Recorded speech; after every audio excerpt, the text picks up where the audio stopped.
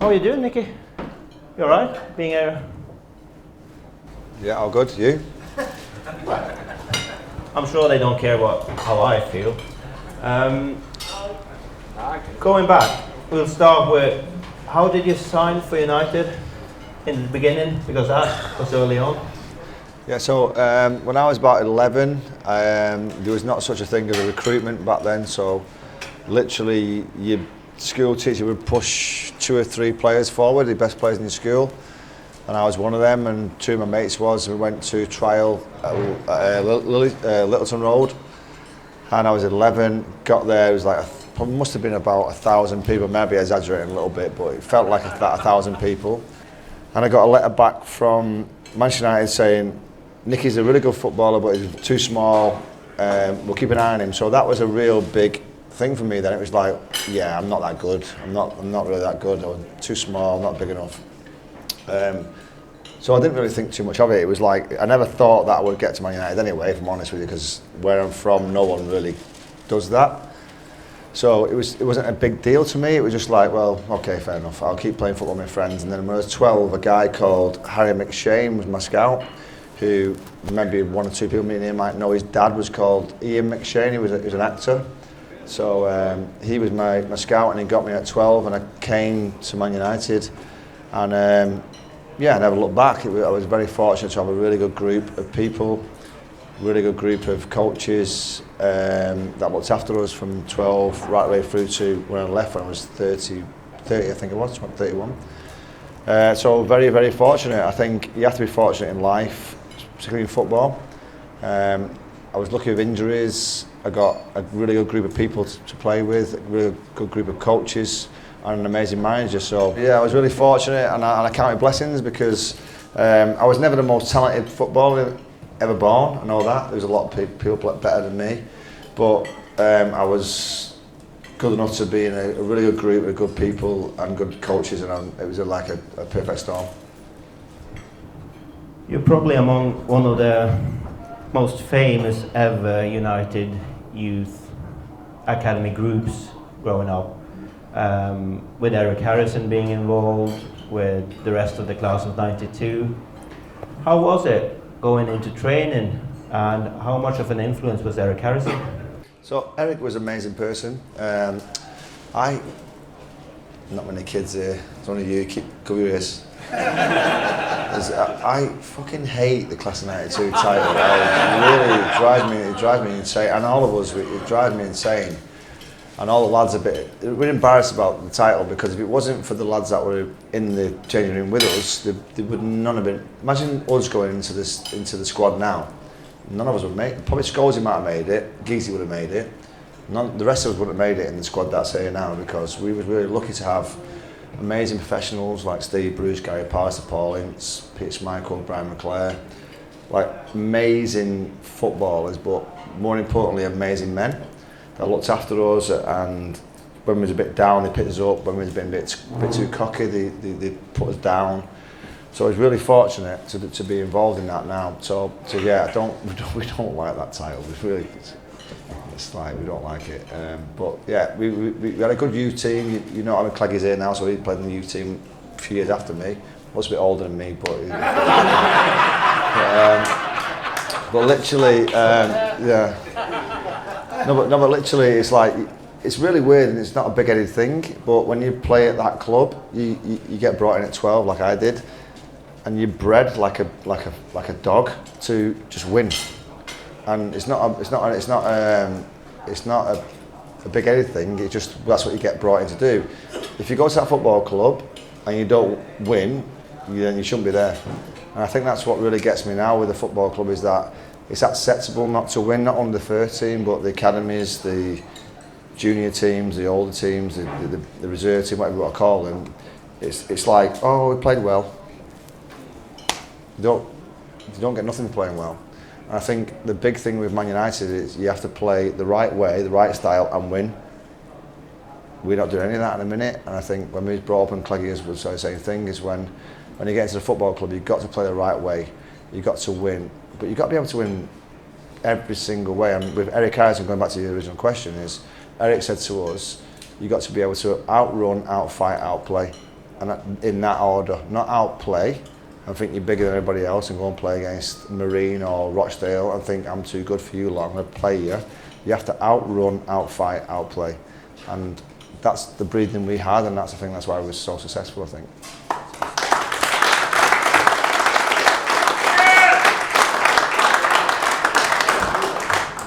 So the focus wasn't on having a modern goalkeeper, was it? Cleggy, you shouldn't laugh. Well, to be fair, Peter Schmeichel for me is the best goalkeeper that's ever lived. And if he played now, he wouldn't be able to play. He would not get recruited. No one would recruit Peter Schmeichel now in modern day football. But you told me a goalkeeper that has had more effects on a football club in the whole of the world in any decades, you won't find one. So I think it's a bit weird how football works, me, and I get it. It's great watch. I hate Man City. I'm a local lad. I hate Man City. I might not get clapped now, but I respect how they play football, and I watch them. And not too sure about that. And I go. They're fucking good. So you cannot say they're good. They're not good. They're good. Unbelievable. But Peter Schmeichel would not play in that team. He wouldn't play. Pep would just say, no, he's not for me. So I think dynamics change, and it's like. But there's no one in the whole world ever been a better goalkeeper than Peter Schmeichel, ever. No, I think you're right. I'll probably give Edwin might have a shot. Edwin van der Sar, but. Different eras. Edwin's an amazing goalkeeper, but if I was going, there's not one. Excuse me. He's a great lad as well, wasn't he? He's great on the night out, to be fair to him. Bartes. Yeah, not going to talk there. What was we talking about then? Sorry, what were we talking about then? Van der Sar. So Van der Sar is a phenomenal. But so if a goalkeeper goes one-on-one with a defender, if a forward goes one-on-one with a goalkeeper, there's not. I used to think it's all right. It's Pete. You're not beating him. And there's no keeper in the planet you'll think one-on-one with a centre forward. So if Alan Shearer was going through one-on-one with Peter Schmeichel, I would put my money on Peter Schmeichel. You wouldn't do that with any other goalkeeper on the planet. So that's why I always think Pete's the best one.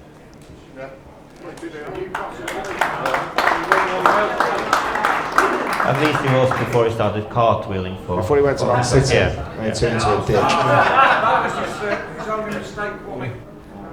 But were you always a midfielder when you grow up, going through the ranks? Were you always a midfielder? Yeah, I was always a midfielder.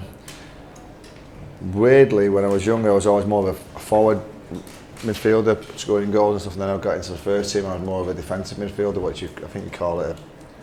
What do you call it now? What's it called? CDM or something? Yeah. CDM? PlayStation? CDM? Yeah, I turned into one of them, and that was a big mistake, because I think my strengths were actually box to box a bit. And I think that's a thing with Scott McTominay now, is he's been told to sit in midfield. And I'm telling you now, Scott is not a number 6. Scott is a box to box, powerful midfielder. Get into the box. I'm not just saying it because he scored 2 goals, but I've been saying it for 5 years. He's that big and powerful, he can't be stopped when he arrives in the box late. So that's, I'm not as big as him, not as powerful as him, but I felt that's what I was. But I just reverted back to doing pretty much what I thought I could do. I would do anything to play for Man United. And I did that, and I think looking back on my career, I think I had more to my game than what I ended up doing was sitting in midfield. But both you and Scholes was really good at arriving late in the box and scoring. Yeah, Scholes is a bit better than me, to be fair. I was trying to be polite. Yeah, very polite. You're Scandinavian, so you should be. But how was it to make your debut? How did you get told it was about time to make your debut for Man United? It's really weird. I'm not really a football geek, so I never went to watch football when I was a kid. I probably went to about 5 games from the age of, 4 till 16, never went to games. I used to love playing, play. I never watched it, and I'm going to be deadly honest with you. I know my debut, come on sub for Brian Robson against Oldham, but I swear on my kid's life, I do not know who my debut was against. I don't. I swear to God, I don't know. Who was it? Brain fog. No, it's not brain fog. It's just I don't know. I can't explain it. I don't look back. I always think about going forward, and literally, I do not know who my debut was. I remember going to Brian Robson, and I thought, my hero's coming off. I was thinking, and I thought, oh, I wish he was staying on so I could play with him. So that's the only thing I remember. But I don't remember my debut. I could not tell my debut even now. Could not tell my debut. Substitute parents apparently on the Athletic and a That's what I'm saying. I remember that one. That was the one I come on for, Brian Robson. But I don't remember my full debut. Never. No, I don't remember my full debut ever. I don't. I swear. But do you think that mentality, always looking forward, is why you made it Yeah, as a footballer? the guy looking right at me now, scaring me to death, is the one that tells you that. It's like literally, if you look back, then you're dead. And he'll tell you the same thing. It's like you look back, you're dead. If you keep standing still, I'm great, I'm so good, I made my debut, I'm great, I'm so good, I won the league, I'm great. You're dead, you're just dead. And I love Dwight York. Great lad, unbelievable player, but that's why he left the football club, because he thought he'd done it all when he won the treble. You're dead, you move on, you're gone, you moved on. And he was like a second father to me. And it's like if you stand still and you like laud yourself about how great you are, you're dead. And so I never ever thought about any of that, and I never have done since. Do you think the modern footballer thinks they're too big to wear the shirt? No, I don't. No, I don't think they do. I really feel sorry for modern footballers, and I'm not one of these old footballers that think, oh, I'm bitter because they make so much money, or because life moves on. And literally, when I come in, I remember signing my first, not in the second contract. Yeah, I signed my first pro contract at 17. I think I was on £29.50 when I was 16. I signed my first contract at 17, which is a legal thing to do. I think I went to £1,000 a week or something like that, I think. I can't really remember. And then I went to my second contract at 18. And I remember thinking, wow, I want to go and buy every single shirt in River Island that you've ever seen. Literally, I was the coolest guy in Ashton. I had the best shirts. And but literally, we come in on the same amount of money. My second contract was 18. Steve Bruce, Brian McClare were legends, and we come in on the same money as them at 18. And I always remember saying to them, because they were kicking off, it's a new Sky's coming now, money's going big, it's just timing.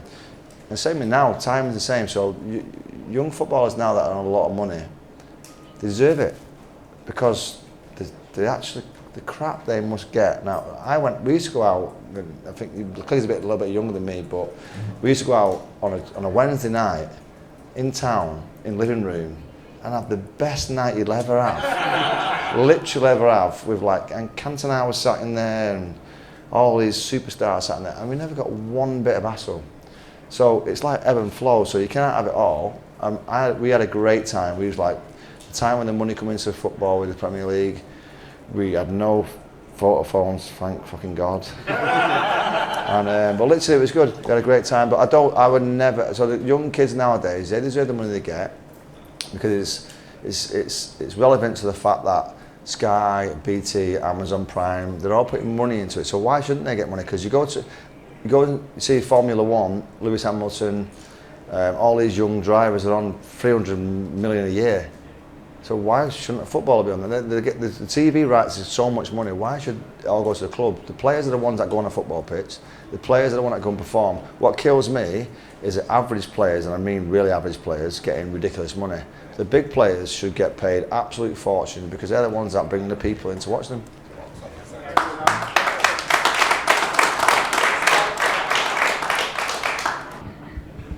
Going forward from your debut, and the influence Eric Cantona had coming into the dressing room. Big guy. How was it? Eric was, for me, so the cliff where we used to train, Eric used to sit next to me. I was like, oh, fucking hell, like you get your kick put out in the morning. Sorry, at the start of the season, there's me, Scholes, Eric, and then it went all the way around in like a U shape. And I got changed into him, I was like, oh my God, it was like a nightmare. I was going home, tell my dad, changing it to Eric. Tell my girlfriend, changing it to Eric. I won't tell you what she said. Well, literally, no, he was an amazing, amazing man. Don't need to talk about his football, because everyone knows about his football. They're all Man United fans in here, so the football speaks for itself. But as a person, he was calm, quiet, but just a genuinely top lad. Really, really, really good guy. And you can tell, I can always tell someone whether they speak English. He spoke really good English. He pretended he didn't, but he did.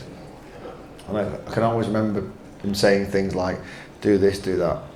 But in training, when I was a kid, it was like, not a kid, 17, 18, we'd train, go home,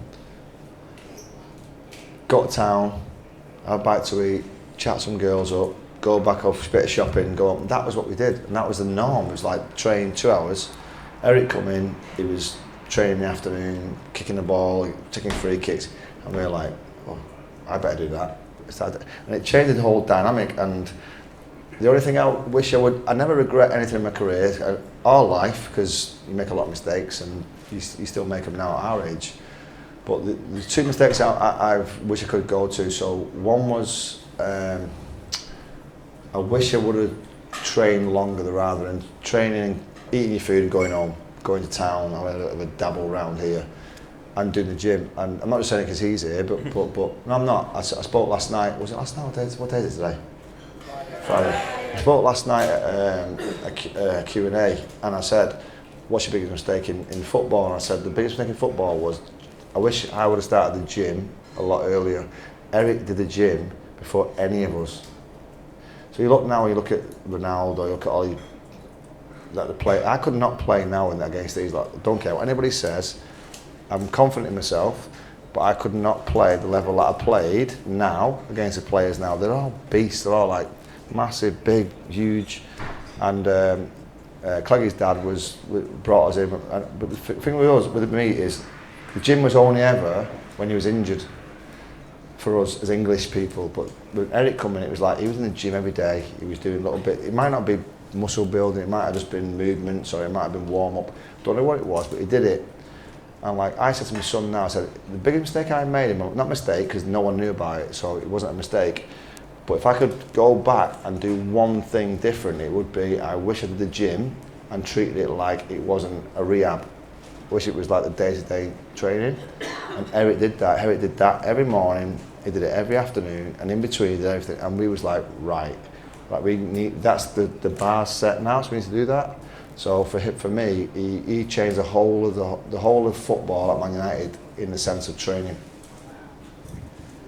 Did he have a big influence as well of you, David, Scholes, Ginty, standing in, shooting, doing everything after training? Because everybody seems to say that. Yeah, he's coming in and everybody's changed. I think it's easy to say that. It's very easy to say that the best player that's, for me, has ever played that put a Man United shirt on. It's easy to say he changed this, changed that, but I'm telling you now, no one trained harder than Dennis Irwin. No one trained harder than Roy Keane. But because Eric's and he's got his collar up and he's cool, he's an unbelievable player, everyone talks about Eric. But in that generation, they're all really good professionals. But it was just, no one thought about the things that he was doing. So he would like literally, and I'm pretty sure, and I was in Newcastle on my own. Went to Newcastle, lived there for probably about 4 years on my own. Mrs was at home with the kids, and it's boring. So you stay there, you say, well, what I'm going to do, go home and sit in my house. So you stay there, you do a bit of gym. I think it's pretty much what he did, but because he's French and he's cool and he's got all the gear going on, everyone goes. But he did it, but he didn't train any harder than Dennis Irwin. I know it's about Dennis Irwin changed the whole of the training regime. But it's weird how I think about things as a 48-year-old man now, thinking, looking back. But it's like Eric is cool, he's the god. But Dennis Irwin did exactly the same as him, but didn't do it at a certain time.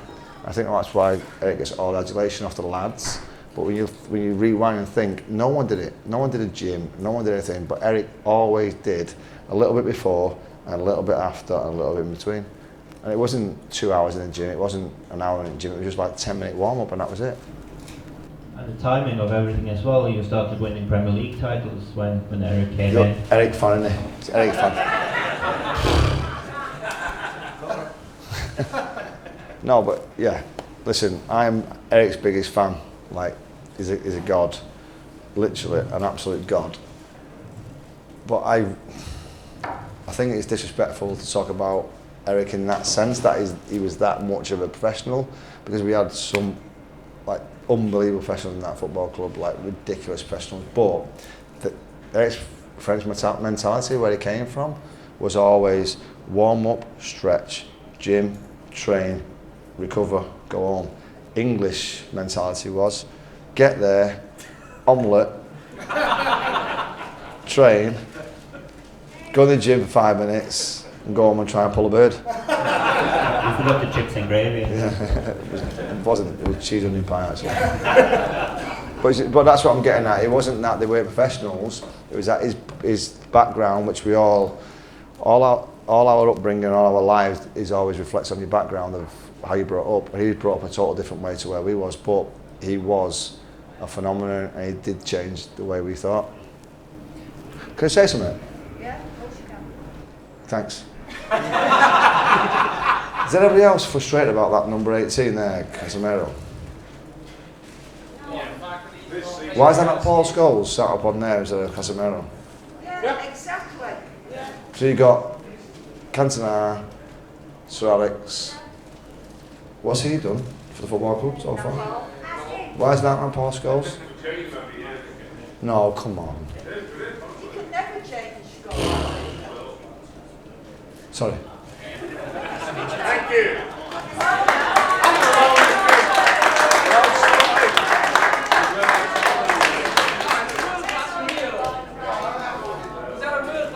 I bet you don't change that every year, do you? Cantona. Oh, never. Oh, it's not every year, then, is it?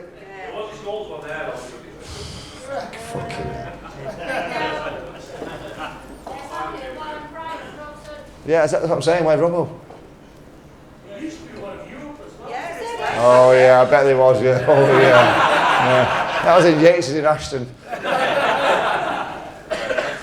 You started mentioning him yourself, Fergie. How much did he mean for your career? I will be honest. I'm always honest. Don't like lick. I said something I shouldn't say. I don't like licking ass, basically, that's what I'm saying, yeah. But licking, being. But seriously, my dad is my biggest hero. Like, he looked after me when I was playing football. He took me everywhere, dropped me off, picked me up, dropped me off, picked me up. But when I got to Man United, he was like a second father to me. So I went there when I was 12, and my dad had no idea about. He played football, but had no idea about professional football.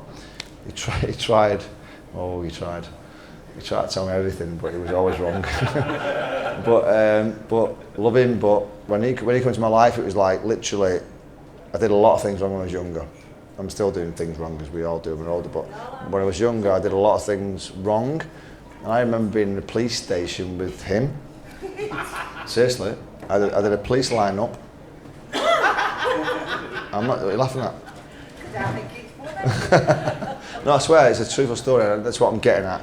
I did a police line-up, and he was sat in a police line-up with me and going, change that one, change that one, change that one, change that one. And then we both got in the car and I went to play Leeds at Old Trafford. I think it was might have been 96, 97, I can't remember. So that's what, forget football. As a person, he looked after me and the lads like a second father. And yeah, I could never speak highly enough of him. He gave us a chance, and if it weren't for him, his stubbornness is a disaster, because he's that stubborn, he would absolutely annihilate you because he thought he was right, but his stubbornness was always the same when it was a flip of the coin, when you're on downtime, you had something bad in your life. His stubbornness was, I'm standing by you, I'm not going to ever leave you, I'm not going to do that. So There's no need to talk about football with Sir Alex Ferguson because everyone knows he's a genius. But as a person, like, you wouldn't get any better.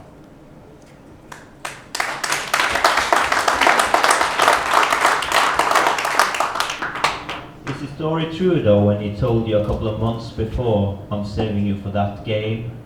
So you basically got told you're going to be on the bench for a month or so? Oh yeah, yeah. There's so many excuses about dropping me, ridiculous. So I never had an issue because you have your own thoughts and you think that you're going to be the best player. I could never really could never really argue. I did, but I could never really argue when I was on the bench for Scholes or Keane because they were the two best players in Europe, midfielders for a long, long time. They're amazing footballers.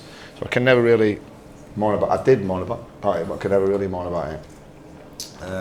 So I went in one day, knocked on the door. I said, "Gaffer, why am I not playing?" He went, sit down, son. And he coughed. Wow, you know that means there's bullshit coming over there. So it's like, and he goes, sit down. I go, okay. Just going to tell you something now.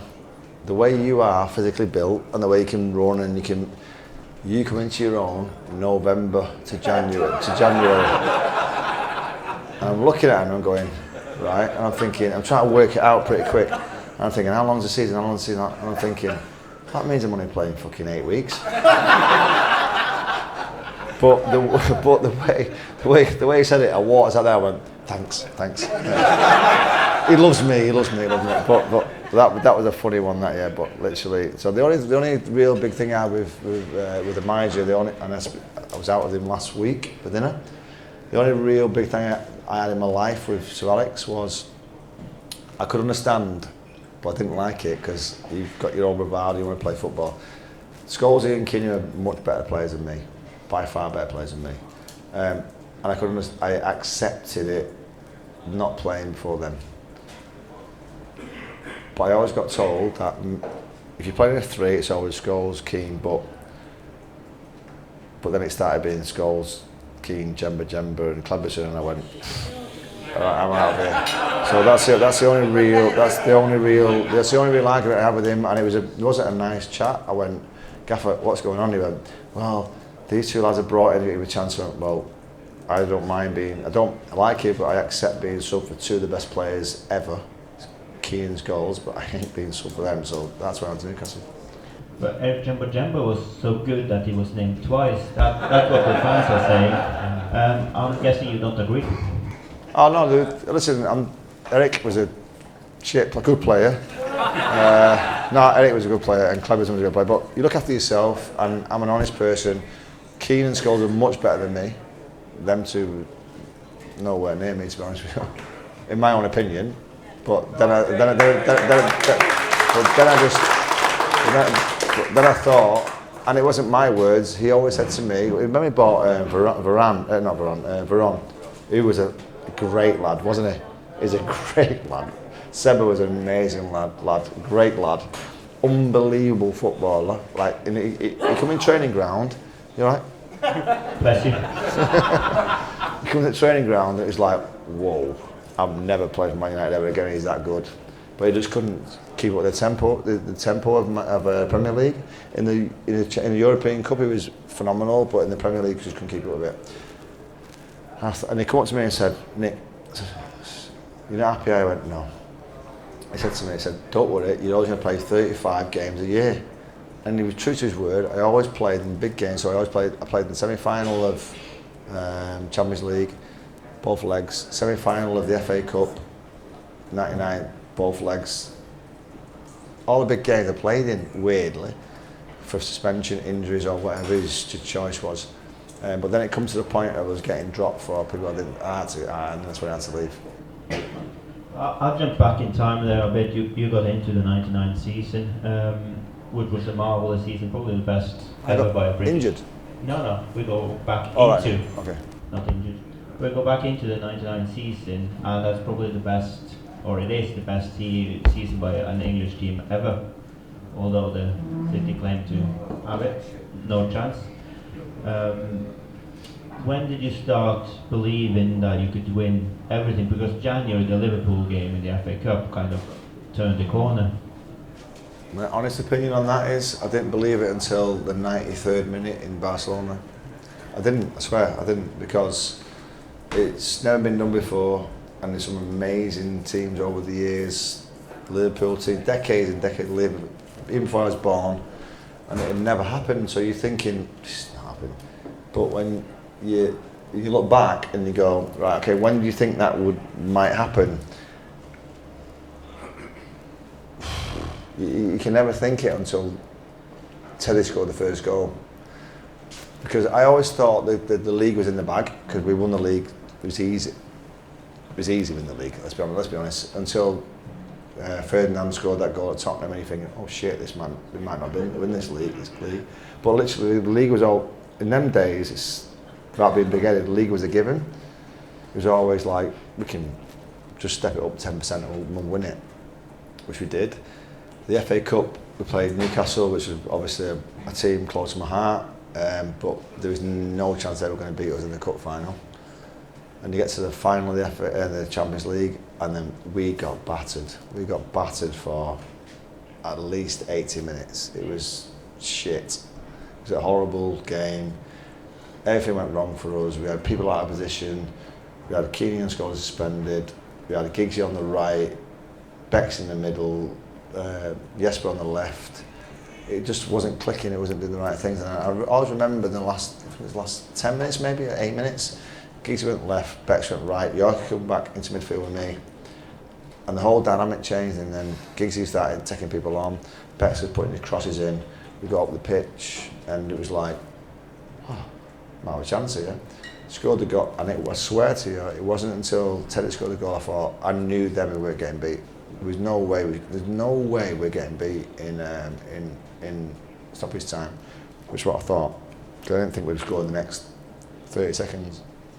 But for me, it's like, even now I talk about it, it's a bit surreal that it happened to us, because City done it, which is amazing, but they had one player from the youth team, which is pretty shit, really, to be honest with you.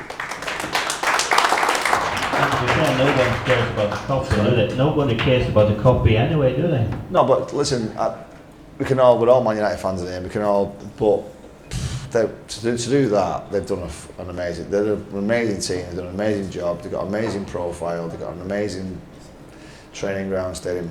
So let's be honest, we're all a beer, we're all good people, but let's be honest, the project they've got is phenomenal. The City, I'm telling you now, the project they've got is phenomenal. How many charges? Yeah, well, we're not saying that. I'm just saying What will happen? I'm not a City fan, by the way. I'm just putting it out there. If we're honest people, you can't knock what they've done. It's amazing what they've done. But they didn't win it with 5 or 6 lads that come through a youth team together.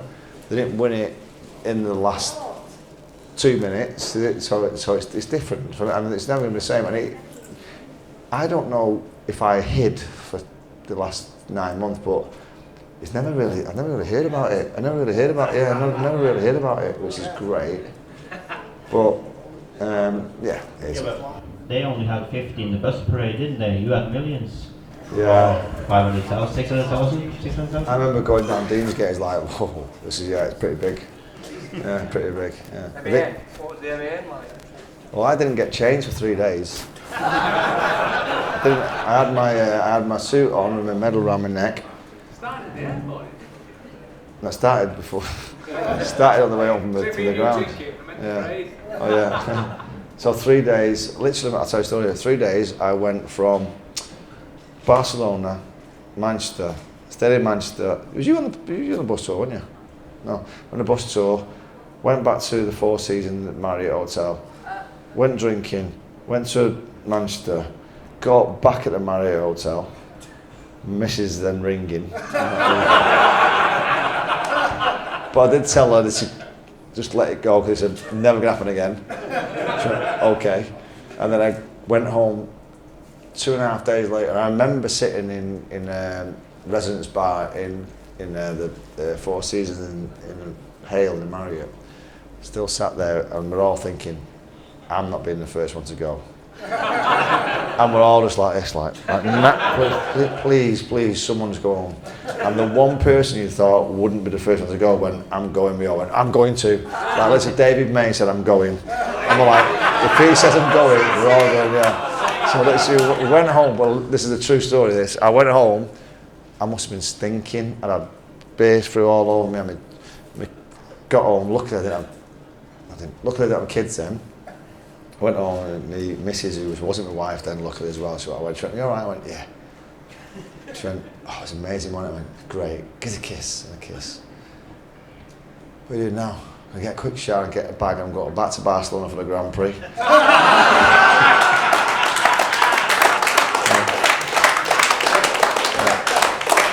Actually, I'm not with her no more, she left me. But the Grand Prix was good as well.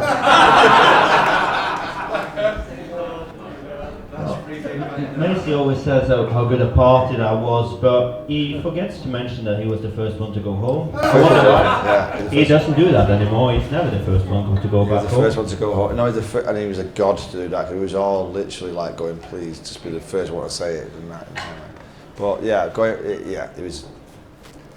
If I could live 10 more days, apart from my kids being born, if I could live 10 more days of my life, that'd be the 10 days. Yeah.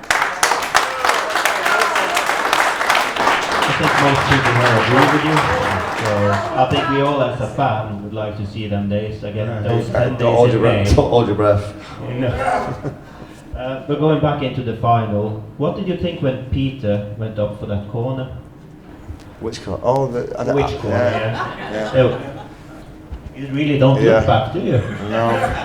Yeah, I do remember. I remember doing that. Peter used to always do that. It's like, and the man's a gambler. He says it himself. He's a gambler, and you gamble, and you. Listen, I think it doesn't matter what you do. Things are written in the stars, and that night was written in the stars for me. It doesn't matter if Peter went up. It doesn't matter if Teddy came on or Ollie came on. They battered us for 80 minutes, and it's written in the stars, and it was meant to be. And Pete went up. He goes up, pushes a few people out of the way. We get a goal. The only thing that I think wasn't written in the stars was as soon as we went 1-1, they was never going to beat us. Never, ever. I would have put my whole earnings, my whole life, they'd never beaten us. The game changed when they hit the bar. Yanko. Yeah. And the game sort of kind of changed. Yeah, but I think what I didn't like about it was, and I love Bayern Munich as an institution, as a club, they very much mirror us as a club, fans. They're a great club, they're really good. But I didn't like the way they were. German. Slightly racist, but sorry, Arnold. But literally, yeah, that's what I'm saying. It was like I remember I was on the pitch, but the trophy came down with the ribbons on, and I didn't see it, no. But I loved it when all their players were crying and playing. Yeah. Sunny Kung Fu. But it's I don't think literally we have to worry about them. no. They don't have a- They all blanket, didn't they? Yeah. The Munich players. Yeah, when it went to 1-1, I would have seriously. There's no way beating us because No. There's a reason why we always scored a lot of goals in the 88th, 90th, was because we trained like fucking beasts. Seriously, we did. We trained like we. See, even from the age of 19, 20, we used to do 2 pre-seasons. So everyone says hate pre-seasons. We used to do 2. We used to do 2. Seriously, we did one in July, August. We did one in January, smaller one. And we used to train. In life, you get what you put in. And we used to train ridiculously hard every single day, to the point where the manager would say, right, stop training now, right, get them in. We did, and it was not rose-tinted glasses, it was just a fact. And I knew when we scored that second goal, we could have played for 16 hours and they wouldn't have beat us. Which, who? Yeah. I'd have left them on the floor. Can you imagine not getting up for your team? Can you imagine not getting up? Imagine Man United fans seeing me like going. Well, we see it every week now, though. Contentious. But not wrong. No, I don't think you're wrong. Should we say that for the second half? Yeah, but I just got one more question before we take a curry, yeah? Curry. Okay. What went through your head when Ollie scored? Ollie. Yeah, that goal in Barcelona, you know. You remember it? The half famous one. It was like literally. I don't know. It's weird. It was really weird. It was like. F. It was like an out of body experience, really. Because it was literally like, holy fuck, and I'm just running to. You're never going to be. No one. Has anyone ever explained that to you? Seriously, have you ever asked that question before? Has any player explained that feeling? Because I don't think you can actually explain it. I experienced it when I was some there. tried it. Was you? Yeah, I experienced it. I don't know how to explain that. I'm not being an awkward person. I don't know how to explain that because literally I just went, oh my god, oh my god, oh my god, and literally we were just jumping at each other like that, and I've gone. I looked up, and I remember somebody's lined up. If you look at the lineup in the videos, you see all the lads going like that and look up. So we always knew where our families were, and all our families just go travel together.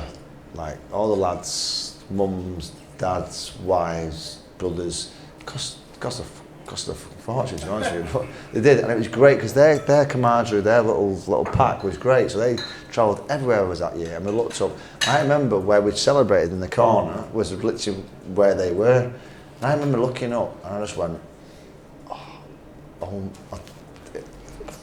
what the fuck's just happened there? That's what I thought, but I don't know, it's weird. I don't know, I can't explain the feeling because it's a feeling that you never ever, it's like going to town and pulling Miss World. You're not going to, it's not going to happen. It's just not happening, is it? It's just not happening, and it's one of them things that was surreal, and it would never be repeated again, and always a legend, isn't it? Thank you, Nicky.